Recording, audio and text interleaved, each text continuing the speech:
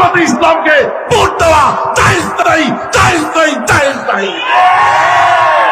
এই ধরনের অবান্তর কথা একটা দুইটা নয়, শত শত শুনবেন। যত নির্বাচন ঘনিয়ে আসবে তত বেশি শুনবেন। কি কথা ঠিক না? আর মাঠ গরম করতে হবে তো। আমরা একসময় শুনতাম বামের লোকেরা বলতো, অন্য ঘরানার লোকেরা বলতো, গোলাম আজম সাহেব তো অনেক লম্বা লম্বা কথা বলে ইসলামের জন্য, ইসলাম একামতের দিনের জন্য, ওনার মেয়েরাই তো নাচে, পর্দা করে না। এই প্রচারণা বাজারে ছিল, আপনারা কি জানেন এটা? অথচ গোলাম আজম সাহেবের কোনো মেয়ে নেই। জামাত ইসলামের আকীদা খারাপ, এটা যেভাবে প্রচারণা করা হচ্ছে, আর যারা বলছে আমরা ইসলামী শরিয়াই মানি না, দুইটা কি এক? এই পর্যন্ত তো একটা তালিকা দিতে পারলেন না, খালি বলেন আর সাহাবীদের সমালোচনা করে।